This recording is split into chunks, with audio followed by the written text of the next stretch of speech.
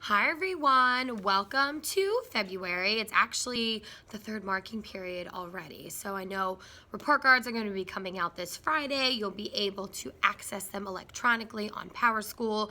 I believe they're not available till 5 o'clock on Friday, so just keep that in mind. I think the PTO sent out a reminder as well with how to access the report card if you have some questions about that.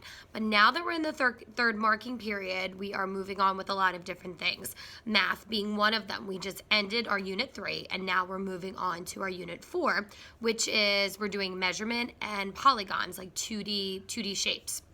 So right now we're really going to be focusing on finding perimeter, finding area, so there's measurement along with that, and then polygons as well. Again, 2D shapes, 2D polygons. But we just started yesterday with our new unit, so there should be a new math workbook coming home. So it should say unit 4. Unit 3 I did send home on Friday.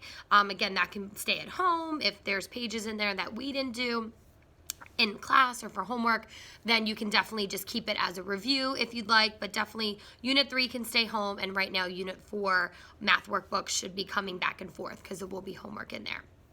But I just wanted to let you know, now that we're starting on perimeter, there is a homework assignment tonight on page 218. We just did some perimeter in class. So the first thing that we started with was a piece of paper. And what we talked about was if an ant started on one of the corners of the paper and walked all the way around the whole entire piece and then got back to the original starting point, how far did this ant walk? So we measured it. We actually are using our inch rulers, and if there was time, the students were able to use centimeters, but typically we say in inches since that's the US standard. We talk about centimeters, we talk about the metric system.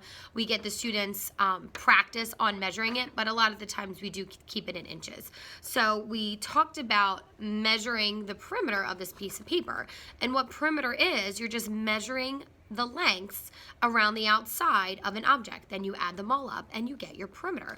So it's nice when it's a rectangle or a square because then you only have the 4 sides. So that's why if our ant started here and went all the way around, we were able to measure it easily because it's flat, it's right in front of us, it's not too big. We could just use an inch ruler. We can use a foot, which is not a big deal. But the homework tonight, your job is that you have to go around and find 2 objects that you can measure the perimeter of. So you may want to keep it simple. You may want to challenge yourself and try to find something that's maybe in the shape of a triangle, maybe in the shape of a rhombus, like a diamond. Whatever you think you might want to do. Right now, I would maybe stay away from circular things. I would stick definitely to, things that have straight edges, so it's a little bit easier for you to measure. But again, perimeter is really easy. You just add up the lengths around the outside of the shape. So again, this one I would add up I would measure each side, then I would just add it up. So that's your homework tonight. We did our little ant experiment today in class, and we also went around the room. The students were taking their rulers and they were looking for other objects that they could find the perimeter of. So remember, even if it's like a 3D object, maybe you just don't want to measure the perimeter of the top. Maybe you can measure the side or the bottom or an additional side. Let's say if it's like a box of something.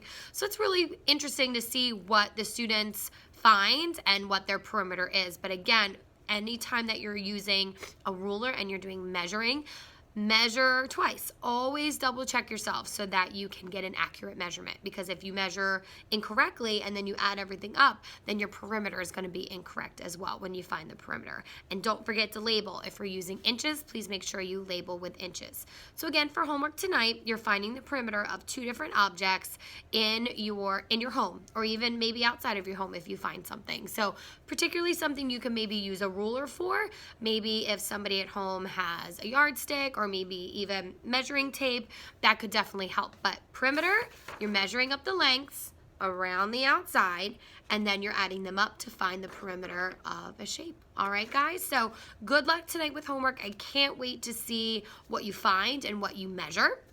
And I will see everyone in the morning. Bye.